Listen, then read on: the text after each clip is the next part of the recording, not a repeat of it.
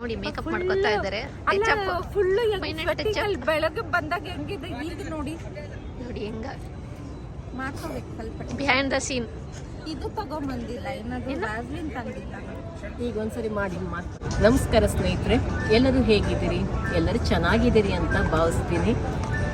ಇವತ್ತು ನಾವು 3 ಜನ ಯೂಟ್ಯೂಬರ್ಸ್ ಸೇರಿದ್ದೀವಿ. ಫಸ್ಟ್ ಟೈಮ್ ಅಂತ ಅನ್ಕೋಬೋದು ಈ ಥರ 3 ಜನ ಸೇರಿರೋದು. ಗಾಯತ್ರಿ, ನಾವೀಗ ಸಿಕ್ಕಿದ್ದೀವಿ, ಏನಾದರೂ ಒಂದು ಟಾಪಿಕ್ ಬಗ್ಗೆ ಮಾತಾಡೋಣ. ಸುಮ್ಮನೆ ಹಾಗೆ ಕ್ಯಾಶುವಲ್ ಆಗಿಲ್ಲದೆ ಏನಾದರೂ ನಿಮ್ಮಿಂದ ಒಂದು ಇನ್ಫಾರ್ಮೇಶನ್, ಒಂದು ವಿಷಯದ ಬಗ್ಗೆ ಮಾತಾಡೋಂಗಿದ್ರೆ ನಾನೊಂದು ಕೇಳ್ತೀನಿ, ಅದ್ರ ಬಗ್ಗೆ ನಿಮ್ಮ ಇದು ಹೇಳಿ. ನೀವು ಕೇಳಿದ್ನ ಹೇಳೋ ಥರದಾದ್ರೆ ಖಂಡಿತ ಅದನ್ನೇ ಕೇಳ್ತೀನಿ, ಸುಮ್ಮನೆ ಏನೇನೋ ಕೇಳಲ್ಲ.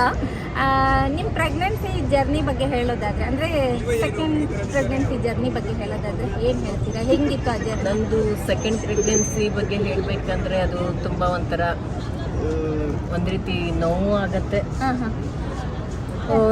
ಈ ಟೈಮ್ ಬಂದಾಗ ನನಗೆ ತುಂಬ ಒಂಥರ ನೆನಪಾಗುವಂಥದ್ದು ಅಂತ ಹೇಳ್ಬೋದು. ಯಾಕೆಂದರೆ ಈಗ ಮಾರಿ ಜಾತ್ರೆ ಬಂತಲ್ಲ ಮಾರ್ಚಲ್ಲಿ, ಆ ಟೈಮಲ್ಲೇ ತುಂಬ ನೋವು ಪಟ್ಟಂಥ ಒಂದು ಟೈಮ್ ಅದು. ನನಗೆ ಖುಷಿ ಹುಟ್ಟಿ 3 ಇಯರ್ಸ್ ಪ್ರೀ ನರ್ಸರಿಗೆ ಹೋಗ್ತಾ ಇದ್ಲು ಅವಳು. ಆವಾಗ ಸೆಕೆಂಡ್ ಬೇಬಿ ಯೋಚನೆ ಮಾಡಿದೆ, ಹಸ್ಬೆಂಡ್ ಹತ್ರನೂ ಹೇಳಿದೆ, 2ನೇ ಮಗು, 1ನೇ ಮಗು ನಮಗೋಸ್ಕರ, 2ನೇ ಮಗು ನಮ್ಮ ಮೊದಲನೇ ಮಗುವಿಗೋಸ್ಕರ ಅಂತ ಹೇಳಿ. ಅವರು ಇಲ್ಲ ಬೇಡ, 1ನೇ ಮಗು ಸಾಕು, ನಮಗೆ 2 ಮಗು ಎಲ್ಲ ಬೇಡ, 1ನೇ ಚೆನ್ನಾಗಿ ನೋಡ್ಕೊಳ್ವಾ ಅಂತಂದರೆ. ಯಾಕೆಂದರೆ ಅವರು ಬಿಸ್ನೆಸ್ ಸ್ಟಾರ್ಟ್ ಮಾಡಿ ಜಾಸ್ತಿ ವರ್ಷ ಆಗಿರಲಿಲ್ಲ. ಅದಕ್ಕೆ ಬೇಡ, 1ನೇ ಚೆನ್ನಾಗಿ ನೋಡ್ಕೊಳ್ಳೋಣ ಅಂದರು. ಇಲ್ಲ ನನಗೆ ಬೇಕು ಸೆಕೆಂಡ್ ಬೇಬಿ ಅಂದರೆ ಅವರು ಒಪ್ಕೊಳ್ತಾ ಇರಲಿಲ್ಲ. ಅದೇ ಟೈಮಿಗಾಗಲೇ ನಮ್ಮ ಮನೆಗೆ ನನ್ನ ಹಸ್ಬೆಂಡ್ ಚಿಕ್ಕಪ್ಪನ ಮಗಳ ಚಿಕ್ಕ ಮಾವ ಅವ್ರ ಮಗನ ಕರ್ಕೊಂಡು ಬಂದರು. ಅವರಿಗೆ ಬ್ರೈನ್ ತಲೆ ಒಳಗಡೆ ಒಂದು ನರದಲ್ಲಿ ಸ್ವಲ್ಪ ಸಾಸಿವೆ ಥರ ಇದು ಆಗಿತ್ತಂತೆ, ಅಂದರೆ ಬ್ಲಡ್ ಕ್ಲಾಟ್ ಆಗೋ ಥರ ಆಗುತ್ತಲ್ಲ, ಆ ಥರ ಆಗಿತ್ತಂತೆ. ಅವರು ಜಯದೇವ ಟ್ರೀಟ್ಮೆಂಟಿಗೆ ಬಂದಿದ್ರು. ನಮ್ಮ ಮನೆಯಲ್ಲಿ ಇದ್ದರು, ತುಂಬ ದಿನ ಇದ್ದರು ಅವ್ರು ನಮ್ಮ ಮನೆಯಲ್ಲಿ. ಆ ಟೈಮಲ್ಲಿ ಅವ್ರು ಹೇಳಿದ್ರು ನನಗೆ, ನನ್ನ ಮಿಸ್ಸಸ್ಸು ಕೂಡ ಇನ್ನೊಂದು ಮಗು ಬೇಕು ಅಂತ ನನ್ನ ಹತ್ರ ತುಂಬ ಕೇಳ್ತಾ ಇದ್ರು. ನಾನು ಬೇಡ, 1ನೇ ಮಗು ಸಾಕು ಅಂತ ಹೇಳಿದೆ. ಒಂದು ಕಣ್ಣು ಕಣ್ಣಲ್ಲ, 2 ಕಣ್ಣು ಇರಬೇಕು, ಅದೇ ಥರ 2 ಮಗು ಇರಬೇಕು ಅನ್ನೋ ಥರ ಹೇಳಿದ್ರು. ಬಟ್ ನಾನು ಅವಾಗ ಕೇಳಿಲ್ಲ, ತಪ್ಪು ಮಾಡಿದೆ ಅಂತ ಅನ್ಸುತ್ತೆ. ಅಂತಂದರೆ ಯಾಕೆಂದರೆ ಅವರಿಗೆ ಅವ್ರ ಮಗನ್ನ ಉಳಿಸ್ಕೊಳಕ್ಕಾಗಲ್ಲ ಅನ್ನುವಂಥ ಒಂದು ಗೊತ್ತಾಗಿತ್ತು. ಅವ್ರ ಊರಲ್ಲಿ ಎಲ್ಲ ಥರ ಟ್ರೀಟ್ಮೆಂಟ್, ಯಾರ್ಯಾರು ಏನೇನು ಹೇಳ್ತಾರೋ ಎಲ್ಲ ಟ್ರೀಟ್ಮೆಂಟ್ ಮಾಡಿದ್ರಂತೆ. ಅದಾದಮೇಲೆ ಕೊನೆಯಲ್ಲಿ ಇಲ್ಲಿ ಕರ್ಕೊಂಡು ಬಂದಿದ್ರು ಅವರು ಟ್ರೀಟ್ಮೆಂಟಿಗೋಸ್ಕರ. ಅದು ಗೊತ್ತಾಗುತ್ತಲ್ಲ, ಕ್ಯಾನ್ಸರ್ ಇದೆಲ್ಲ ಆಗುತ್ತೆ. ಹುಡುಗ ತುಂಬ ಚೆನ್ನಾಗಿದ್ದ, ಕಾಲೇಜಿಗೆ ಹೋಗೋನು. ಅವ್ನು ಹೇಳ್ತಾ ಇದ್ದ ಸ್ಪೋರ್ಟ್ಸಲ್ಲೆಲ್ಲ ತುಂಬ ಚೆನ್ನಾಗಿದ್ದಂತೆ. ಅವ್ನು ತುಂಬ ಪ್ರೀತಿಯಿಂದ ಮಾತಾಡ್ತಿದ್ದ, ನನಗೆ ಅಕ್ಕ ಅಂತ ಕರಿತಿದ್ದ. ಒಂಥರ ಅವ್ನು ನೆನ್ಪು ಮಾಡ್ಕೊಂಡ್ರು ಒಂಥರ ಅಳು ಬಂದಂಗೆ ಆಗುತ್ತೆ ನನಗೆ. ನಾನು ಅವನಿಗೆ ಪಾರ್ಕಿಗೆ ವಾಕಿಂಗ್ ಎಲ್ಲ ಕರ್ಕೊಂಡು ಹೋಗ್ತಿದ್ದೆ, ಎಷ್ಟು ಪ್ರೀತಿಯಿಂದ ಮಾತಾಡ್ತಿದ್ದ. ಮತ್ತು ನಾನು ಅಡುಗೆ ಮಾಡಿದಾಗೆಲ್ಲ ಹೇಳ್ತಿದ್ದ ಅವ, ಅಕ್ಕ ಎಷ್ಟು ಚೆನ್ನಾಗಿ ಅಡುಗೆ ಮಾಡ್ತೀರಾ, ಈ ರೆಸಿಪಿ ಎಲ್ಲ ನಾನು ಊರಿಗೆ ಹೋದ್ಮೇಲೆ ಅಮ್ಮನ ಹತ್ರ ಹೇಳಿ ರೆಸಿಪಿ ಎಲ್ಲ ಹೇಳಿ ಅಮ್ಮನ ಹತ್ರ ಮಾಡಿಸ್ತೀನಿ, ಹೀಗೆಲ್ಲ ಹೇಳ್ತಿದ್ದ. ತುಂಬ ಪ್ರೀತಿ ಪಡ್ಕೊಳ್ತಿದ್ದ ಪಾಪ. ಕೊನೆಗೆ ಅವನಿಲ್ಲ.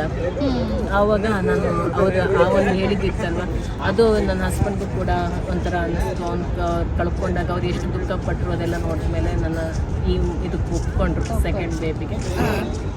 ಅದೇ ಥರ ನಾವು ಸೆಕೆಂಡ್ ಬೇಬಿ ಪ್ಲ್ಯಾನ್ ಕೂಡ ಮಾಡಿದ್ವಿ, ಆಯಿತು ಕೂಡ. ಆದಮೇಲೆ ಅದು ಫಸ್ಟ್ ಟೆಸ್ಟ್ ನನಗೆ 20 ಡೇಸಿಗೆ ಏನಂದರೆ ಒಂಥರ ಸಿಮ್ಟಮ್ಸ್ ಎಲ್ಲ ಸ್ಟಾರ್ಟ್ ಆಗಿಬಿಡ್ತು.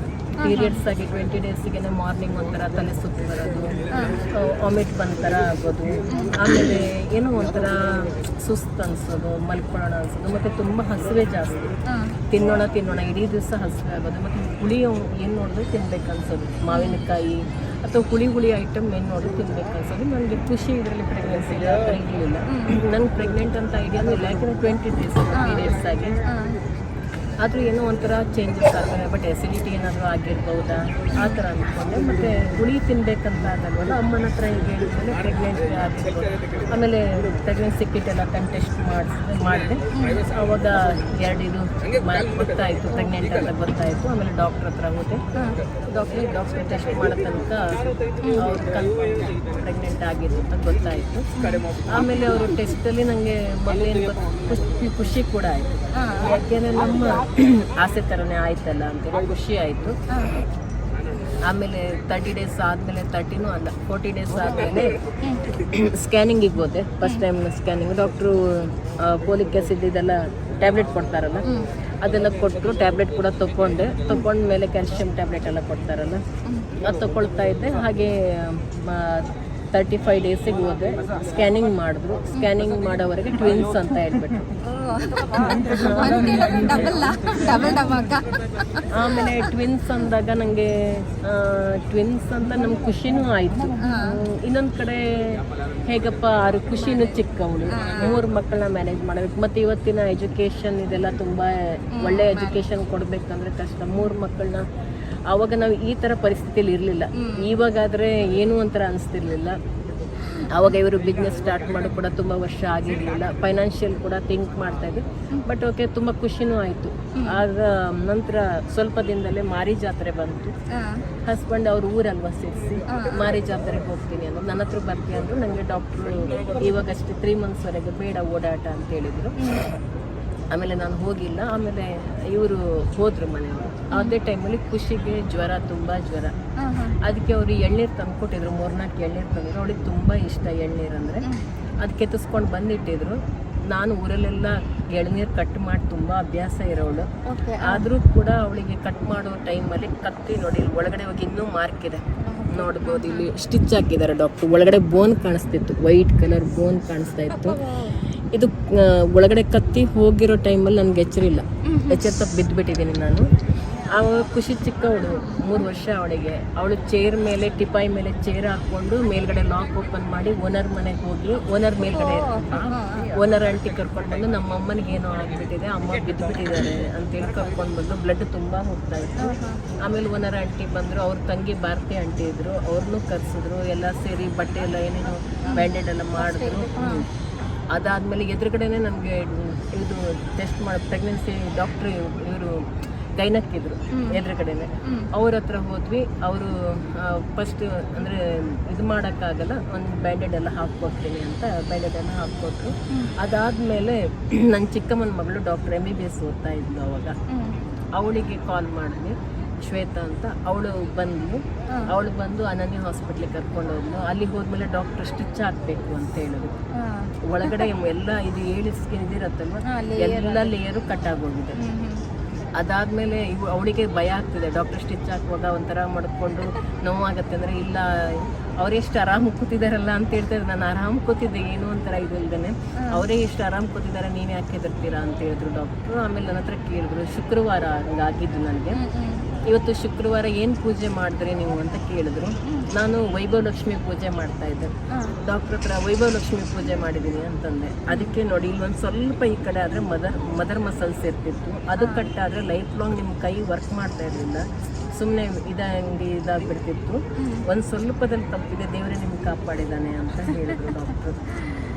ಸರಿ, ಸ್ಟಿಚ್ ಹಾಕ್ಸ್ಕೊಂಡು ಬಂದೆ. ಸ್ಟಿಚ್ ಹಾಕ್ಸ್ಕೊಂಡು ಬಂದು 1 ವಾರ ಅದು ಬಿಡ್ಸೋಕೆ ಹೋದಾಗಲೂ ಅಷ್ಟೇ ಸ್ಟಿಚ್ ಓಪನ್ ಮಾಡಿಸ್ಬೇಕಲ್ಲ. ಅದಕ್ಕೆ ಹೋದಾಗಲೂ ಹಸ್ಬೆಂಡ್ ಹೆದರ್ತಾಯಿದ್ರು. ಅವಾಗೂ ಡಾಕ್ಟ್ರ್ ಹೇಳ್ತಾಯಿದ್ರು. ಆವಾಗಲೇ ಫುಲ್ ಜೋಶಲ್ಲಿ ಬಂದಿದ್ರು ಅವರು. ಈಗೇನಿಲ್ಲ, ಡ್ರೆಸ್ಸಿಂಗ್ ಮಾಡಿಸ್ಕೊಳಕ್ಕೆ ಹೋಗಬೇಕಿತ್ತು. ಅದು ಹಾಸ್ಪಿಟ್ಲಿಗೆ ಹೋಗಿ ಡ್ರೆಸ್ಸಿಂಗ್ ಮಾಡಿಸಿದೆ. ಇಲ್ಲ, ಚಿಕ್ಕಮ್ಮನ ಮಗಳು ಮಾಡಿದ್ಲು, ನನಗೆ ಡ್ರೆಸ್ಸಿಂಗ್ ಮಾಡಿದ್ಲು. ಅದಾದಮೇಲೆ ನನಗೆ ಬ್ಲೀಡಿಂಗ್ ಸ್ಟಾರ್ಟ್ ಆಗೋದು. ಭಯ ಆಯ್ತಲ್ವ ನನಗೆ, ಆ ಭಯಕ್ಕೆ ಬ್ಲೀಡಿಂಗ್ ಸ್ಟಾರ್ಟ್ ಆಯಿತು. ಮತ್ತು ಡಾಕ್ಟ್ರ್ ಹತ್ರ ಹೋದೆ. ಬ್ಲೀಡಿಂಗ್ ಸ್ಟಾರ್ಟ್ ಆಯಿತು ಹೀಗೆ ಅಂದರೆ ಡಾಕ್ಟ್ರು ಏನು ತೊಂದರೆ ಇಲ್ಲ, 9 ಮಂತ್ಸ್ವರೆಗೂ ಬ್ಲೀಡಿಂಗ್ ಇರುತ್ತೆ ನಿಮಗೆ. ಬಟ್ ನೀವು ಎಲ್ಲೂ ಆಚೆ ಎಲ್ಲ ಹೋಗೋಂಗಿಲ್ಲ, ಬೆಡ್ ರೆಸ್ಟ್ ತಗೋಬೇಕು, ಮತ್ತು ಕೆಲಸ ಏನೂ ಮಾಡೋಂಗಿಲ್ಲ. 9 ಮಂತ್ಸ್ವರೆಗೂ ನೀವು ಬೆಡ್ ರೆಡ್ ಆಗಿರ್ಬೇಕು ಅಂತಂದ್ರೆ. ಆವಾಗ ನನಗೆ ಅಮ್ಮನಿಗೂ ಬರೋಂಗಿಲ್ಲ. ಹಳ್ಳಿಯಲ್ಲಿ ಗೊತ್ತಲ್ಲ, ಹಳ್ಳಿಯಿಂದ ಅಷ್ಟೊಂದು ದಿನ ಬರೋಂಗೆ ಯಾರಿಗೂ ಆಗಲ್ಲ. ಅತ್ತೆಗೂ ಬರೋದು ಕಷ್ಟ, ಅಮ್ಮನಿಗೂ ಬರೋದು ಕಷ್ಟ. ಆ ಟೈಮಲ್ಲಿ ಅತ್ತೆ ಕೂಡ ಬಂದಿದ್ರು ಬೆಂಗಳೂರಲ್ಲಿ. ಅವರು ಹಸ್ಬೆಂಡ್ 6 years ಅತ್ತೆ ಬೆಂಗಳೂರಲ್ಲಿ ಅತ್ತೆ ಮನೆಯಲ್ಲಿದ್ದರು. ಅವರು ಅಲ್ಲಿಂದ ನಮ್ಮ ಮನೆಗೆ ಬಂದರು ಅತ್ತೆ. ಕೊನೆಗೆ ಡಾಕ್ಟ್ರ್ ಹತ್ರ ಏನು ಮಾಡೋದು ಹಿಂಗೆಲ್ಲ ಕೇಳ್ತಾಯಿದ್ರು. ಆಮೇಲೆ ಹೇಳಿದ್ರು, 1 ಮಗು ಇತ್ತು, 1 ಮಗು ಬೇಡ ಅಂದರೆ ಅವ್ರು ಹೇಳಿದ್ರು, ಇಂಜೆಕ್ಟ್ ಮಾಡಿ 1 ಮಗುನ ಇದು ಮಾಡಿಬಿಡ್ಬೋದು, 1 ಮಗುನ ಇಟ್ಕೋಬೋದು. ಅದು ಪ್ರೆಗ್ನೆನ್ಸಿ ಪ್ಲಾಸೆಂಟಾ ಇರುತ್ತಲ್ಲ, ಅದಕ್ಕೆ ಅಂಟ್ಕೊಂಡು ಇದಾಗೋಗುತ್ತೆ. 1 ಬೇಕಾದರೆ 1 ಹೆಲ್ದಿ ಯಾವುದು ಅಂತ ನೋಡಿದ್ವಿ. ಮತ್ತು ಹೇಳಿದ್ರು 2 ಹೆಲ್ದಿ ಆಗಿದೆ, ಏನೂ ತೊಂದರೆ ಇಲ್ಲ. ಸ್ಕ್ಯಾನಿಂಗಲ್ಲಿ ಒಂದೊಂದ್ಸರಿ 1 ಹಿಂಗೆ ಮುಖಕ್ಕೆ ಮುಖ ಆಗಿರುತ್ತೆ, 1 ಬೆನ್ನಿಗೆ ಬೆನ್ನು ಹಾಕ್ಕೊಂಡಿರುತ್ತೆ. ಇಲ್ಲ, ಇದು ನಿಮ್ದು 2 ಬೇರೆ ತಾಯಿ ಹೊಟ್ಟೆಲ್ ಬೆಳೆಯೋ ಥರ ಆ ಥರ ಬೆಳೀತಾ ಇದೆ, ಏನೂ ತೊಂದರೆ ಇಲ್ಲ, ಇಟ್ಕೊಳ್ಳಿ, ಚೆನ್ನಾಗೇ ಇದೆ ಅಂತಂದರು. ಆಮೇಲೆ ಸರಿ ಮತ್ತೆ ಮನೆಗೆ ಬಂದೆ. ನೋಡ್ಕೊಳ್ಳೋರು ಯಾರು, ಅದು ಒಂದು ಕ್ವಶನ್ ಮಾರ್ಕ್ ಸ್ಟಾರ್ಟ್ ಆಯಿತು. ಖುಷಿ ಬೇರೆ ಸ್ಕೂಲಿಗೆ ಹೋಗ್ತಿದ್ದಾಳೆ, ಪ್ರೀ ನರ್ಸರಿ, ಅವಳು LKG. ಆಮೇಲೆ ಯಾರಪ್ಪ ನೋಡ್ಕೊಳ್ಳೋದು ಅಂತ ಅದೊಂದು ಕ್ವಶನ್ ಬಂತು. ಕೆಲಸವ್ರು ಇಟ್ಕೋಬೋದು, ಏನೇ ಇಟ್ಕೊಂಡ್ರು ನಮ್ಮ ಇದಾಗಲ್ಲ. ಆಮೇಲೆ ಮುಂದೆ ಹುಟ್ಟಿದ ಮೇಲೂ 2-3 ಮಕ್ಕಳನ್ನ ನೋಡ್ಕೊಳಕ್ಕಾಗತ್ತಾ, ಇದು ಹಸ್ಬೆಂಡ್ಗೆ ಮನಸ್ಸಲ್ಲಿ ಸ್ಟಾರ್ಟ್ ಆಯಿತು, ತೆಗೆಸ್ಬಿಡೋಣ ಅಂತ ಅಂದರು. ನನಗೇನೋ ಮನಸ್ಸು ಒಪ್ಕೋತಿರ್ಲಿಲ್ಲ. ಹಾಗೂ ಡಾಕ್ಟ್ರು ಹೇಳಿದ್ರು, ಹೋದ್ವಿ ಹಾಸ್ಪಿಟ್ಲಿಗೆ, ಮಲಗಿಸಿದ್ರು ನನಗೇನೇನು ಅನಸ್ತೇಷಿಯಾ ಕೊಟ್ಟು ಟ್ಯಾಬ್ಲೆಟ್ ಕೊಟ್ಟರೆ ಕ್ಲೀನ್ ಆಗತ್ತೆ ಅಂತ ಹೇಳಿದ್ರು. ಬಟ್ ಈ ಟ್ವಿನ್ಸ್ ಇದೆ, ಎಲ್ಲೋ ಒಂದು ಚಿಕ್ಕದೇನೋ ಉಳಿದೋಯ್ತು, ಕೈಯೋ ಕಾಲ ಏನೋ ಉಳಿದ್ರೂ ಪ್ರಾಬ್ಲಮ್ ಆಗುತ್ತೆ, ಅದನ್ನ ಕ್ಲೀನ್ ಮಾಡಿಬಿಡೋಣ ಅಂತ ಹೇಳಿದ್ರು ಡಾಕ್ಟ್ರು. ಸರಿ, ಹೋಗಿ ಅವರು ಬರ್ಸ್ಕೊಳ್ತಾರೆ. ಮೊದಲು ಏನು ಆಪ್ರೇಷನ್ಗೆಲ್ಲ ಬರ್ಸ್ಕೊತಾರಲ್ಲ ಅದೇ ಥರ ಬರ್ಸ್ಕೊತಾರೆ. ಹಸ್ಬೆಂಡ್ ಬರೆದು ಸಿಗ್ನೇಚರ್ ಎಲ್ಲ ಹಾಕಿದ್ರು. ನಾನು ಒಳಗಡೆ ಹೋಗಿ ಡ್ರೆಸ್ ಎಲ್ಲ ಹಾಕ್ಕೊಂಡು ಮಲಗಿದ್ದೆ. ಬಟ್ ಕೊನೆಗೆ ಏನಾಯಿತು ಅಂದರೆ ನನಗೊಂಥರ ಬೇಡ ಅನಿಸ್ತು. ನಾನು ಇವ್ರಿಗೆ ಯಾರಿಗೂ ಗೊತ್ತಿಲ್ಲ ಓಡ್ ಬಂದ್ಬಿಟ್ಟಿದ್ದೀನಿ ಮನೆಗೆ, ಅದೇ ಡ್ರೆಸ್ಸಲ್ಲೇ ಓಡ್ ಬಂದ್ಬಿಟ್ಟಿದ್ದೀನಿ. ಆಮೇಲೆ ಹುಡುಕ್ತಿದಾರಂತೆ ಅಲ್ಲಿ, ನಾನು ಎಲ್ಲಿ ಅಂತ ಎಲ್ಲೂ ಇಲ್ಲ, ಫೋನ್ ಕೂಡ ತೊಗೊಂಡು ಹೋಗಿರಲಿಲ್ಲ. ಮನೆಗೆ ಬಂದೆ. ಆಮೇಲೆ ಇವರು ಹುಡುಕಿ ಎಲ್ಲ ಮಾಡಿ ಮನೆಗೆ ಬಂದರು. ಮನೆಯಲ್ಲೇ ಇದ್ದೆ ನಾನು. ಇಲ್ಲ, ನಂಗೆ ತೆಗ್ಸೋಕ್ಕೆ ಇಷ್ಟ ಇಲ್ಲ, ನನಗೆ ಬೇಕು, ನಾನು ಆಸೆ ಪಟ್ಟು ಪ್ರೆಗ್ನೆಂಟ್ ಆಗಿದ್ದು ನಾನು. ನನಗೆ 2 ಮಗು 3 ಆದ್ರೂ ತೊಂದರೆ ಇಲ್ಲ, ಬಳ್ಳಿಗೆ ಕಾಯಿ ಬಾರಲ್ಲ, ತಾಯಿಗೆ ಮಗು ಬಾರಲ್ಲ, ನಾನು ನೋಡ್ಕೋತೀನಿ, ನನಗೆ ಬೇಕೇ ಬೇಕು ಅಂತ ನಾನು ಹಠ ಹಿಡ್ಕೊಂಡು ಕೂತೆ. ಆಮೇಲೆ ಡಾಕ್ಟ್ರು ಅಂದರೆ ತೆಗೆಯೋದು ಆ ಒಂದು ಮೈಂಡಲ್ಲಿ, ಅಂದರೆ ಅಬೋರ್ಷನ್ ಮಾಡಬೇಕು ಅನ್ನೋ ಇದಕ್ಕೆ ಹೋಗಿದ್ರಲ್ವ, ಅವರು ಕರೆಸಿ ಕೌನ್ಸಿಲಿಂಗ್ ಎಲ್ಲ ಮಾಡಿ ಹೇಳಿದ್ರು, ನೋಡಿ ಇವತ್ತಿನ ಎಜುಕೇಷನ್ನು ಇದು ಎಲ್ಲ ತುಂಬ ಕಷ್ಟ, ಮಕ್ಕಳು ಹುಟ್ಟಿದರೆ ಮಕ್ಕಳನ್ನ ಒಂದು ಒಳ್ಳೆ ಹಂತಕ್ಕೆ ತೊಗೊಂಡು ಹೋಗೋ ಆಯ್ದಿರಬೇಕು, ಕೊನೆ ಮುಂದೆ ನಿಮಗೆ ಒಂಥರ ಬೇಜಾರಾಗಬಾರ್ದು, ಹೀಗೆಲ್ಲ ತುಂಬ ಹೇಳಿದ್ರು ಡಾಕ್ಟ್ರು. ನಿಮಗಿನ್ನೂ ಚಿಕ್ಕ ಏಜು, ನಿಮ್ಗೆ ಮತ್ತೆ ಮಗು ಆಗತ್ತೆ, ಏನು ತೊಂದರೆ ಇಲ್ಲ. ಎಷ್ಟೋ ಜನ ಅಬೋರ್ಷನ್ ಮಾಡಿಸ್ಕೋತಾರೆ, ಎಷ್ಟೋ ಜನ ಟ್ಯಾಬ್ಲೆಟ್ ತೊಗೊಂಡು ತಗೋತಾರೆ. ಇದೆಲ್ಲ ಇಲ್ಲ ಡಾಕ್ಟರ್, ನಾನು ಆಸೆ ಪಟ್ಟು ಪ್ರೆಗ್ನೆಂಟ್ ಆಗಿದ್ದು, ನಂಗೆ ಬೇಕು ಅಂತಿತ್ತು, ನಂಗೆ ಬೇಕೇ ಬೇಕು ಅಂತ ಹೇಳಿದೆ. ಆದಮೇಲೆ ಇಲ್ಲಿ ತುಂಬ ಹೇಳಿದ್ರು. ಅತ್ತೆ ಕೂಡ ಆಮೇಲೆ ನೋಡು, ಆಮೇಲೆ ಕಷ್ಟ ಆಗುತ್ತೆ ಹಿಂಗೆಲ್ಲ ಹೇಳಿದ್ರು. ಅತ್ತೆನ ಜೊತೆಗಿದ್ರು. ಆಮೇಲೆ ಹೋದೆ, ಸರಿ ಒಪ್ಕೊಂಡು ಮಾಡಿಕೊಂಡು ಬಂದೆ. ಆಮೇಲೆ ಗೊತ್ತಾಯಿತು, ಡಾಕ್ಟ್ರ್ ಹತ್ರ ಹೇಳಿದ್ದೆ, ತೆಗೆದ್ಮೇಲೆ ನಂಗೆ ತೋರಿಸ್ಬೇಕು ಹೇಗಿರತ್ತೆ ಅಂತೇಳಿ, ನನಗೆ ಅದೊಂದು ನೋಡಬೇಕು ಅಂತ. ಆಮೇಲೆ ಒಂದು ಬೌಲಲ್ಲಿ ಹಾಕೊಂಡು ತಂದ್ರೆ ಜಾಮೂನ್ ಥರ ರೌಂಡ್ ಆಗಿತ್ತು ಅಷ್ಟೇ, ಇನ್ನೇನಿಲ್ಲ. ಅಂದರೆ ಪಿಂಡಗಳು ಕೂಡಬೇಕಲ್ಲ, ಅವಾಗಿನ್ನು 3 ಪಿಂಡ ಕೂಡಿಲ್ಲ, ಅದು ಕೂಡಬೇಕಂದ್ರೆ 3 months ಆಗಬೇಕಲ್ವಾ, ಅದಾಗಿರಲಿಲ್ಲ. ಜಾಮೂನ್ ಥರ ರೆಡ್ ಕಲರಲ್ಲಿ ಇತ್ತು, ತೋರಿಸಿದ್ರು. ಆಮೇಲೆ ಹೇಳಿದ್ರು ಗಂಡು ಮಗು ಆಗಿತ್ತು 2 ಅಂತೇಳಿ. ತೆಗೆದ ಮೇಲೆ ಗೊತ್ತಾಯ್ತು 2 ಮಗು ಗಂಡು ಮಗುನೇ ಆಗಿತ್ತು ಅಂತ. 2 ತೆಗೆಸ್ಬಿಟ್ರು ಅವಾಗ? ತೆಗೆದ್ಮೇಲೆ 2 ಕ್ಲೀನ್ ಅಂದ್ರೆ 2 ತೆಗೆದು ಅನಸ್ತೇಷಿಯಾ ಕೊಡುವಾಗ ಅಂದ್ರೆ ಇಂಜೆಕ್ಟ್ ಮಾಡ್ಬೋದು, ಒಂದ್ ಇಟ್ಕೊಂಡು ಒಂದನ್ನ ಇದ್ ಮಾಡ್ಬೋದು. ಅಂದ್ರೆ ಮತ್ತೆ ನನ್ ಬ್ಲೀಡಿಂಗ್ ಬೇರೆ ಸ್ಟಾರ್ಟ್ ಆಯ್ತಲ್ಲ. ನಾನೇನ್ ಹೇಳಿದೆ, ಒಂದ್ ಇಟ್ಕೊಳ್ಳಲ್ಲ ನಾನು, ನಾಳೆಗೆ ಈ ಮಗು ನೋಡ್ದಾಗಿಲ್ಲ ಇನ್ನೊಂದು ಹಿಂಗೆ ಬೆಳೀತಿದ್ದು. ತಾಯಿ ಅದು ಮನಸ್ಸು ಹಂಗೆ ಅಲ್ವಾ, ಪ್ರತಿ ಸರಿ ಅವ್ರು ಬೆಳೆಯೋ ಹಂತ ನೋಡಿದಾಗ ನಮ್ಗೆ ಇದ್ದವ್ರಿಗಿಂತ ಇಲ್ದಿದ್ದವ್ರ ಯೋಚನೆನೇ ಜಾಸ್ತಿ ಬರುತ್ತೆ. ಅದಕ್ಕೆ ತುಂಬಾ ನೆನಪಾಗತ್ತೆ, ಬೇಡ ನನಗೆ ಅಂತ. ಅಂದ್ರೆ ಆ ಥರ ಮಾಡಲ್ಲ ಅಂತ ಹೇಳಿದೆ. ಹಾಗೂ ನಾನೊಂದು ಫ್ರೆಂಡಿಗೆ ಹೇಳಿದ್ದೆ, ಅವಳಿಗೆ ಮಕ್ಕಳಾಗಿರ್ಲಿಲ್ಲ, ನನಗೆ ಟ್ವಿನ್ಸ್ ಇದೆ ಕಣೆ, ಒಂದು ಮಗು ನಿನಗೆ ಕೊಡ್ತೀನಿ ಅಂತ. ಅವಳು ಹಂಗೂ ಬಂದಿದ್ಲು, ನಿನ್ನ ಬಾಣಂತನ ನೋಡ್ಕೊಳ್ತೀನಿ, ನಿನ್ನ ಪ್ರೆಗ್ನೆನ್ಸಿ ಎಲ್ಲ ನಾನೇ ನೋಡ್ಕೊತೀನಿ ಅಂತ ಕೂಡ ಬಂದಿದ್ಲು ಅವಳು. ಅವಳಿಗೂ ಋಣ ಇಲ್ಲ, ಏನು ಮಾಡೋಕ್ಕಾಗಲ್ಲ. ಆಮೇಲೆ ನಾನು ಹಾಗೆ ಹಾಸ್ಪಿಟ್ಲಿಂದ ಒಂದ್ಸರಿ ಬಂದೆ, ಮತ್ತು ಇದಾಯ್ತಲ್ಲ, ನೋಡಿದ್ರೆ ನನಗೆ ಅದು ಇಟ್ಕೋಬೇಕು ಅಂತಿದ್ದು. ಆಮೇಲೆ ಅನ್ಸ್ತು ಇಟ್ಕೊಂಡ್ರೆ ಒಳ್ಳೇದಾಗ್ತಿತ್ತು ಅಂತೇಳಿ. ಆದರೆ ಆರುಷಿ ಬರಬೇಕು ಭೂಮಿಗೆ ಅನ್ನೋದಿತ್ತಲ್ವ, ಅದಕ್ಕೆ ಅದೇ ಋಣನೂ ಬಂದ. ಆದರೂ ಅಷ್ಟು ದಿನ ನನ್ನ ಹೊಟ್ಟೆಯಲ್ಲಿ ಬಂತಲ್ವ, ಅದು ನನ್ನ ಮಗುನೇ ತಾನೆ. ಅಷ್ಟು ದಿನ ನನ್ನ ಹೊಟ್ಟೆಯಲ್ಲಿ ಯಾವುದೋ ಜನ್ಮದ ಋಣಕ್ಕೆ ಆ ಮಗು ಬಂತು. ಅದು ಈಗ ನನಗೆ ಏನಾಗುತ್ತೆ ಅಂದರೆ, ಯಾವುದಾದ್ರೂ ಟ್ವಿನ್ಸ್ ನೋಡಿದಾಗೆಲ್ಲ ನನಗೊಂಥರ ಜ್ಞಾಪಕ ಬರುತ್ತೆ, ತುಂಬ ಬೇಜಾರಾಗುತ್ತೆ. ಟ್ವಿನ್ಸ್ ನೋಡಿದಾಗೆಲ್ಲ ಅದೇ ನೆನಪಾಗುತ್ತೆ, ಹಿಂಗಿರ್ತಿದ್ರೇನ ಹಂಗಿರ್ತಿದ್ರೇನ, ಯಾವುದಾದ್ರೂ 2 ಹುಡುಗರು ನೋಡಿದಾಗೆಲ್ಲ ತುಂಬ ಆಸೆ ಆಗುತ್ತೆ. ಆಮೇಲೆ ಎಲ್ಲಾದರೂ ಮಾರಿ ಜಾತ್ರೆ ಬಂದಾಗೆಲ್ಲ ತುಂಬ ಬೇಜಾರಾಗುತ್ತೆ ಒಂದು ಕಡೆ, ಇನ್ನೊಂದು ಕಡೆ ಸಿಟ್ಟು ಬರುತ್ತೆ ದೇವ್ರ ಮೇಲೆ.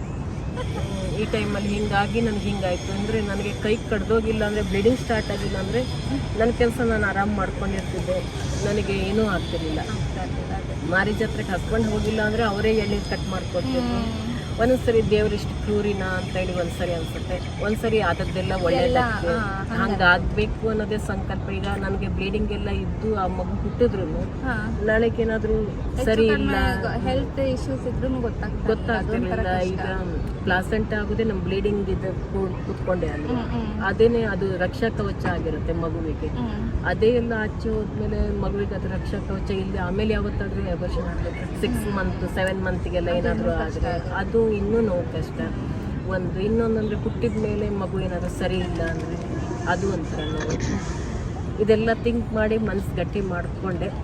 ಆಮೇಲೆ ಮತ್ತೆ 6 ಮಂತ್ಸ್ ಮಕ್ಕಳು ಬೇಡ ಅಂದರು ಡಾಕ್ಟ್ರು. 6 ಮಂತ್ ಆದಮೇಲೆ ನೆಕ್ಸ್ಟ್ ಪ್ಲ್ಯಾನ್. ಈ ಥರ ನನ್ನ ಸೆಕೆಂಡ್ ಮಗುವಿನ ಜರ್ನಿ. ಟ್ವಿನ್ಸ್ ಇತ್ತು ನನಗೆ, ಇದ್ರೆ 3 ಮಕ್ಕಳು ಇರ್ತಿದ್ರು. ಅಲ್ಲ ಆದರೂ ಖುಷಿನೇ ಪಾಪ. ಆರುಷಿ ಹುಟ್ಟಿದ್ಲಲ್ಲ, ಅವಳು ಇಷ್ಟು ಚೆನ್ನಾಗಿದ್ದಾಳೆ, ಇದಿದ್ದಾಳೆ. ಅದಿದ್ರೆ ಇವಳು ಬರ್ತಿರ್ಲಿಲ್ಲ. ನಿಜ, ಅವ್ರಿಬ್ರು ಇದ್ರೆ ಇವಳ ಇದ್ ಮಾಡ್ಕೊಳ್ಳೋದು ಸ್ವಲ್ಪ ಡೌಟ್ ಆಗಿರ್ತಾ ಇತ್ತು. ಮನೆಗೆ ಲಕ್ಷ್ಮಿನೇ ಬರ್ಬೇಕಂತ ಇತ್ತಲ್ಲ, ಅದಕ್ಕೆ ಅವಳು ಪ್ರೆಗ್ನೆನ್ಸಿ ಕೂಡ ಅದೇ ತರ ಇತ್ತು. ಲಕ್ಷ್ಮಿ ಬರೋ ಎಲ್ಲ ಒಂದು ಪ್ರೆಗ್ನೆನ್ಸಿಯಲ್ಲಿ 7 ಮಂತ್ ಆದ್ಮೇಲೆಲ್ಲ ಅದೊಂಥರ ಹೇಳ್ಕೊಳ್ಳೆ ತುಂಬಾ ದೊಡ್ಡ ಇದು ಹೇಳೋದಿಕ್ಕೆ. ಈ ರೀತಿಯಾಗಿ ಇತ್ತು ನನ್ನ ಸೆಕೆಂಡ್ ಪ್ರೆಗ್ನೆನ್ಸಿ. ಎಷ್ಟು ಜನ ಕೇಳ್ತಾರೆ, ಮೇನ್ ಆಗಿ ಹೇಳ್ಬೇಕಂದ್ರೆ ನಂಗೆ ತುಂಬಾ ಜನ ಪ್ರೆಗ್ನೆನ್ಸಿ ವಿಡಿಯೋ ಹಾಕ್ಲಕ್ಕೆ ಕೇಳ್ತಾರೆ 20 ಡೇಸಿಗೆಲ್ಲ ಮ್ಯಾಮ್ ಗೊತ್ತಾಗತ್ತಾ ಅಂತ. 20 ಡೇಸಿಗೂ ಗೊತ್ತಾಗತ್ತೆ ನಿಮಗೆ. ಆವಾಗ ಎಷ್ಟೋ ಸಿಂಪ್ಟಮ್ಸ್ಗಳು ಗೊತ್ತಾಗುತ್ತೆ. ಕೆಲವೊಮ್ಮೆ ಹುಳಿ ನನಗೆ ಖುಷಿ ಹುಟ್ಟುವಾಗಲಿ ಅರಿಶಿ ಹುಟ್ಟುವಾಗಲಿ ಹುಳಿ ತಿನ್ಬೇಕು ಅನಿಸೇ ಇರಲಿಲ್ಲ ನನಗೆ. ಖುಷಿ ಹುಟ್ಟುವಾಗ ಖಾರ ತಿನ್ನಬೇಕು ಆ ಥರ ಇತ್ತು. ಇದು ಪ್ರೆಗ್ನೆನ್ಸಿಲಿ ಎಷ್ಟೋ ಜನ ಹೇಳ್ತಾರೆ ಗಂಡು ಮಗು ಹೊಟ್ಟೆಲಿದ್ದಾಗ ಹುಳಿ ಜಾಸ್ತಿ ತಿನ್ಬೇಕು ಅನ್ಸುತ್ತೆ ಅಂತ. ನಮ್ಮ ಅಮ್ಮನಿಗೂ ಅದೇ ಥರ ಆಗಿತ್ತಂತೆ. ಕೆಲವೊಬ್ಬೊಬ್ರಿಗೆ ಒಂದೊಂದು ಥರ ಇರುತ್ತೆ, ಒಬ್ಬೊಬ್ಬರದು ಒಂದೊಂದು ಥರ ಇರುತ್ತೆ, ಎಲ್ರಿಗೂ ಒಂದೇ ಥರ ಇರಲ್ಲ. ನನಗೆ ಒಂದ್ಸರಿ ತಮ್ಮ ಊರಿಗೆ ಹೋದಾಗ ಅದು ಹುಳಿ ಮಜ್ಜಿಗೆ ಹಣ್ಣು ಅಂತ ಸಿಗುತ್ತೆ, ಅದು ತಗೊಂಡಿದ್ದೀನಿ. ಫೋಟೋ ಹಾಕ್ಬಿಟ್ಟಿದ್ದ ವಾಟ್ಸಪ್ ನೋಡ್ಬಿಟ್ಟು ನನಗೆ ಅದು ತಂದು ಕೊಡಲೇಬೇಕು, ನಂಗೆ ಅದು ತಂದು ಕೊಡಲೇಬೇಕು ಅಂತ ಹಠ ಮಾಡಿ ತರಿಸ್ಕೊಂಡು ತಿಂದಿದ್ದೆ ಆ ಟೈಮಲ್ಲಿ. ಆಮೇಲೆ ಮಾವಿನಕಾಯಿ ಎಲ್ಲ ಎಲ್ಲಿದ್ರೂ ಹೋಗಿ ತಂದು ಉಪ್ಪು ಹಾಕೊಂಡು ತಿನ್ಬಿಡೋದು. ಮತ್ತೆ ಒಂದೇನಿತ್ತಂದ್ರೆ ಆ ಪ್ರೆಗ್ನೆನ್ಸಿಲಿ ತುಂಬಾ ಹಸಿವೆ, 2 ಇತ್ತು ಅಂತಾನೆ ಏನೋ ಗೊತ್ತಿಲ್ಲ. ಅರ್ಧ ಗಂಟೆಗೆ ನಾನು ಪ್ರೆಗ್ನೆಂಟ್ ಅಂತ ಗೊತ್ತಾಗೋಕ್ಕಿಂತ ಮುಂಚೆ ಹೇಳ್ತಿದ್ದೆ ಅಮ್ಮಂಗೆ ಕಾಲ್ ಮಾಡಿ, ಅಮ್ಮ ನನ್ನ ಹೊಟ್ಟೆಗೆ ರಾಕ್ಷಸ ಇದ್ದಾನೆ ಏನೋ, ತುಂಬಾ ಹಸಿವೆ ಆಗುತ್ತೆ ನನಗೆ ಅಂತ ಹೇಳ್ತಿದ್ದೆ. ಆಮೇಲೆ ಗೊತ್ತಾಯ್ತು ನನಗೆ 20 ಡೇಸ್ ಟೆಸ್ಟ್ ಎಲ್ಲ ಮಾಡ್ಕೊಂಡಲ್ಲ, ಓ ನಾನು ಪ್ರೆಗ್ನೆಂಟ್, ಅದಕ್ಕೆ ಹಸಿವೆ ಜಾಸ್ತಿ. ಮತ್ತೆ ಇಬ್ಬರು ಇದ್ರಲ್ಲ ಅದಕ್ಕೆ ಅಂತ ಅನಿಸುತ್ತೆ. ಈ ಥರ ಇತ್ತು ನನ್ನ ನೋವಿನ ಕತೆ. ಇದು ಒಂಥರ ಹೇಳ್ಬೇಕಂದ್ರೆ ಸಂತೋಷದಂತೂ ಅಲ್ಲ, ಲೈಫ್ ಲಾಂಗ್ ಒಂಥರ ನೋವಿರುತ್ತೆ.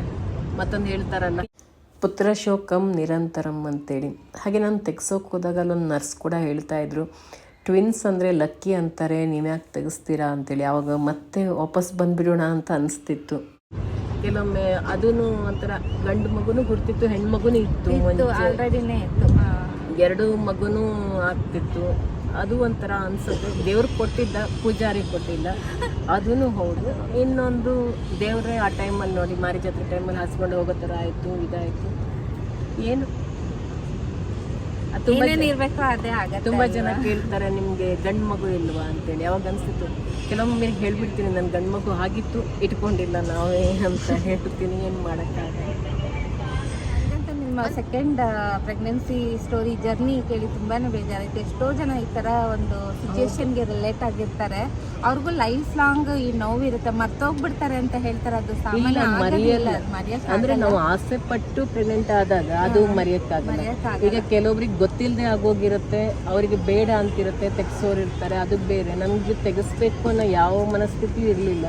ಮತ್ತೊಂದು ಅಂದ್ರೆ ಮಗುನ್ ತೆಗ್ಸೋದು ಅನ್ನೋ ಆ ಒಂದು ಮೈಂಡಿಗೆ ನಾವು ಹೋಗೋದೇ ಇಲ್ಲ. ಎಸ್ಪೆಷಲಿ ಒಂದು ದೇವ್ರು ಕೊಡೋದು ಹೇಳ್ತಾರಲ್ಲ, ಕೋಟಿ ಕೊಟ್ಟರು ಸಂತಾನ ಭಾಗ್ಯ ಇರಲ್ಲ. ಇವತ್ತಿನ ಕಾಲದಲ್ಲಿ ಎಷ್ಟೋ ಜನರಿಗೆ ಸಂತಾನನೇ ಇರಲ್ಲ. ಬಟ್ ನಮ್ಗೆ ಅನಿವಾರ್ಯ ಆಯಿತು, ಪರಿಸ್ಥಿತಿ ಅನಿವಾರ್ಯತೆಗೋಸ್ಕರ ನಾವು ಅದನ್ನ ಮಾಡಿಸ್ಬೇಕಾಯಿತು. ಇಲ್ಲಾಂದರೆ ಎಬರ್ಷನ್ ಮಾಡಿಸ್ಕೊಳ್ತಿರಲಿಲ್ಲ, ಪರಿಸ್ಥಿತಿನೇ ಹಾಗೆ ಬಂತು. ಏನು ಮಾಡೋಕ್ಕಾಗಲ್ಲ. ಎಷ್ಟೋ ಜನಕ್ಕೆ ಆ ಥರ ಒಂದು ಸಿಚುವೇಶನ್ನ ಕ್ರಾಸ್ ಮಾಡಿರ್ತಾರೆ. ನಿಮ್ಗೆ ಕೇಳ್ತಾರೆ ನಮಗೆ ಒಂಥರ ಬೇಜಾರಾಗ್ತದೆ. ಅದು ಆಗಿ ಎಷ್ಟು ವರ್ಷಗಳಾಗಿರುತ್ತೆ, ಬಟ್ ಇವಾಗ ಆ ನೋವು ನಮಗೂ ಆಗ್ತಾ ಇದೆ. ಇವಾಗ 8.5 years ಆಯ್ತು. ಈಗಲೂ ಈಗ ಆಗಿರೋ ಥರ ನಿಮಗೆ ಫೀಲಿಂಗ್ ಆಗಿಲ್ಲ ನನಗೀಗ ಯಾವುದೇ ಟ್ವಿನ್ಸ್ ನೋಡಿದಾಗಲೂ ಕೂಡ ನನಗೆ ಅದು ಒಂಥರ, ಈಗ 2 ಗಂಡು ಮಕ್ಕಳು ಎಲ್ಲೋ ಒಂದೇ ಏಜ್ ಅವರು ಹೋಗ್ತಿದ್ದಾರೆ, ಚಿಕ್ಕ ಮಕ್ಕಳು ಅಂದಾಗ ಅದೊಂಥರ ಮೈಂಡಿಗೆ ಬಂದೇ ಬಿಡತ್ತೆ. ಮತ್ತೆ ಮಾರಿ ಜಾತ್ರೆ ಬಂದಾಗ ನಂಗೆ ತುಂಬಾ ಅಳು ಬಂದ್ಬಿಡತ್ತೆ. ಅದು ನೆನಪಾಗತ್ತೆ, ಕೈ ಕಟ್ಟಾಗಿದ್ದು ನೆನಪಾಗತ್ತೆ, ಎಲ್ಲ ಒಂದ್ಸರಿ ನೆನಪಾಗತ್ತೆ.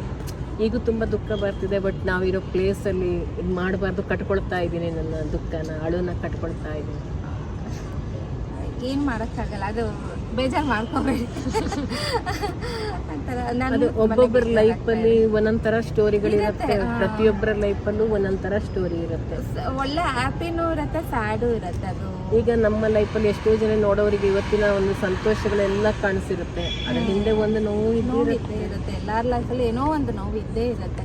ಅದನ್ನ ಹೇಳ್ಕೊಳ್ಳೋದು ಇದೆಲ್ಲ ಎಷ್ಟೋ ಮನ್ಸು ಕೂಡ ಅಗ್ರ ಆಗುತ್ತೆ. ಈಗ ನಮ್ಮ ಜೊತೆ ಶೇರ್ ಮಾಡ್ಕೊಂಡಾಗ ನಿಮ್ಗೂ ಮನ್ಸು ಎಷ್ಟೋ ಅಗ್ರ ಆಗುತ್ತೆ, ನಮಗೂ ಕೇಳಿದಾಗ ಒಂಥರ ಮನ್ಸಲ್ಲಿ ಬೇಜಾರಾಗುತ್ತೆ.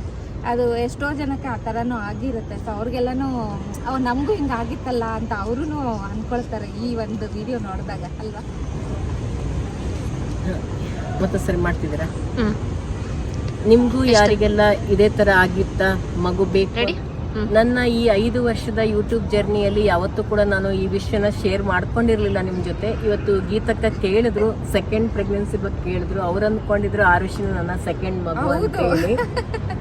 ನನಗೆ ಅದು ನನ್ನ ಮನಸ್ಸಿನಲ್ಲಿ ಒಂದು ಕಡೆ ಇತ್ತಲ್ವ, ಅದನ್ನ ಹೊರಗೆ ಹಾಕ್ಬೇಕಿತ್ತು. ಎಷ್ಟೋ ದಿನ ಒಳಗೆ ಒಂಥರ ಕೊರಿತಾ ಇತ್ತು. ನಾನು ಮತ್ತೆ ಆ ಥರ ಆದಾಗಲೂ ತುಂಬ ಡಿಪ್ರೆಷನಿಗೆ ಹೋದವ್ರ ಥರ ಇದ್ದೆ. ಬಟ್ ತುಂಬ ಸಿಟ್ಟು ಮಾಡ್ಕೊಳ್ತಿದ್ದೆ. ಅಕ್ಕ ಎಲ್ಲ ಹೇಳ್ತಿದ್ದು, ನೀನು ತುಂಬ ಅಕ್ಕ ಎಲ್ಲ ಮಾತಾಡಿದ್ರೆ ತುಂಬ ಅವ್ರ ಮೈ ಮೇಲೆ ಹಾರೋ ಥರ ಸಿಟ್ಟು ಮಾಡ್ಕೊಳ್ಳೋದು, ಅಮ್ಮನ ಮೇಲೆ ಸಿಟ್ಟು ಮಾಡ್ಕೊಳ್ಳೋದು. ಅಮ್ಮನ ಮನೆಗೆ ಹೋಗಿದ್ದೆ. ಆ ಟೈಮಲ್ಲಿ ಅಕ್ಕನ ಮಗನ ಮಂಡೆ ಚವಳ ಇತ್ತು, 2ನೇ ಮಗಂದು. ಅವಳು ಏನೋ ಕೇಳ್ಕೊಂಡು ಯಾವುದೋ ಒಂದು ಟಾಪಿಕಿಗೆ ಮಾತಾಡೋಕೆ ಬಂದು ಸಿಟ್ಟು ಮಾಡ್ಕೊಳ್ತಿದ್ದೆ, ಬೈತಿದ್ದೆ, ಎಲ್ಲರ ಮೇಲೂ ರೇಗಾಡ್ತಿದ್ದೆ, ಹಸ್ಬೆಂಡ್ ಮೇಲೆ ರೇಗಾಡ್ತಿದ್ದೆ. ಬಟ್ ಅದೊಂಥರ ನನ್ನ ಮನಸ್ಸಲ್ಲಿ ನನ್ಗೇನೋ ಒಂದು ಇದಿತ್ತಲ್ವ, ಅದು ಒಂಥರ ಬೇಜಾರಿತ್ತು, ಹೇಳ್ಕೊಳಕ್ಕಾಗಲ್ಲ ಇದ್ದ ಆ ಥರ ಇತ್ತು. ಸಿಟ್ಟು, ತುಂಬ ಸಿಟ್ಟು ಬರೋದು ನನಗೆ ಅವಾಗ. ನನ್ಗೆ ಅಷ್ಟು ಸಿಟ್ಟಿಲ್ಲ, ಯಾವಾಗಲೂ ನನ್ಗೆ ಅಷ್ಟೊಂದು ಸಿಟ್ಟಿದ್ದವಳಲ್ಲ ನಾನು. ಬಟ್ ಎಲ್ಲರ ಮೇಲೂ ರೇಗಾಡ್ತಿದ್ದೆ, ಎಲ್ಲರ ಮೇಲೂ ಕೋಪ ಮಾಡ್ಕೊಳ್ತಿದ್ದೆ. ಒಂದು ನೋವನ್ನ ಈ ತರ ತೋರಿಸ್ಕೊಳ್ತಾ ಇದ್ರಿ ಅಂತ. ಮತ್ತೆ ಇನ್ನೊಂದ್ ಥರ ಅನಿಸ್ತು, ಅಂದ್ರೆ ಗಂಡು ಮಗು ಅಂತ ಮುಂಚೆನೆ ಗೊತ್ತಾಗಿದ್ರೆ ಬಟ್ ತೆಗಿಸ್ತಿರ್ಲಿಲ್ವೇನೋ, ಅದನ್ನ ಇಟ್ಕೊಳ್ತಿದ್ವೇನೋ. ಅಂದ್ರೆ ಹೆಣ್ಮಗು ಗಂಡು ಮಗು, ಈಗ ಎಷ್ಟು ಜನರಲ್ಲಿ ಒಂದು ಆಸೆ ಇರುತ್ತಲ್ಲ, ಈಗ ಅತ್ತೆ ಮಾವನಿಗೆ ಒಂದು ಮೊಮ್ಮಗನೇ ಇರಲಿ ಅಂತ ಆಸೆ ಇರುತ್ತೆ. ಬಟ್ ಈಗಲೂ ಇದೆ, ಈಗಲೂ ಈ ಟೈಮಲ್ಲಿ ಕೂಡ ನಮ್ಮ ಟೈಮಲ್ಲೇ ಅಂತಲ್ಲ, ಈಗಲೂ ಹೇಳ್ತಾರೆ ಒಂದು ಗಂಡು ಮಗು ಇರಬೇಕು ಅಂತ. ಬಟ್ ಅದು 2 ಕೊಟ್ಟಿದ್ದ ದೇವರು, ಒಂದಲ್ಲ 2 ಕೊಟ್ಟಿದ್ದ. ಬಟ್ ಚೆನ್ನಾಗೂ ಇತ್ತು. ಆ ಡಾಕ್ಟರ್ ಹೇಳೋ ಪ್ರಕಾರ ಬೇರೆ ಬೇರೆ ಅಮ್ಮನ ಹೋಟೆಲ್ ಬೆಳಿತಾರ ಆ ಥರ ಚೆನ್ನಾಗೂ ಇತ್ತು, ಎಲ್ಲಾನು ಇತ್ತು. ಟೈಮ್ ನಮ್ಮ ನಶೀಬ್, ಏನು ಮಾಡೋಕ್ಕಾಗಲ್ಲ.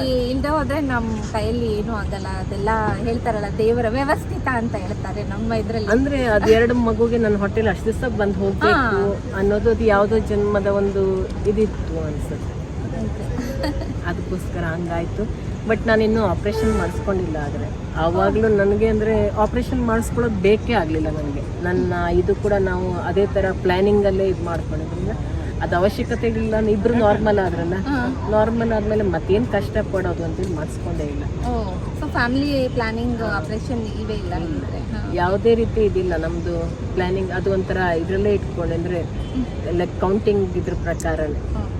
ನಮ್ಮ ಮದುವೆ ಆದಾಗಿಂದನೂ ಅಷ್ಟೇ, ಯಾವುದೇ ರೀತಿ ಟ್ಯಾಬ್ಲೆಟ್ಸ್ ಇರ್ಬೋದು, ಇಂಜೆಕ್ಷನ್ ಇರ್ಬೋದು, ಬೇರೆ ಆ ಥರ ಇದೇನೂ ಇದು ಮಾಡ್ಕೊಂಡಿಲ್ಲ.